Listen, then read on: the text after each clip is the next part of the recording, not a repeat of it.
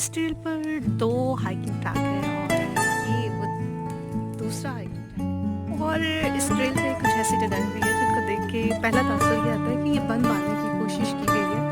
Let's see, I am finding the place जहाँ से वहाँ तक जाया जा सके और मेरा ख्याल है ये है वो रास्ता। मुझे लगता है कुछ अर्से बाद मुझे नेशनल जियोग्राफिक वाले अपने चैनल पे हायर कर लेंगे।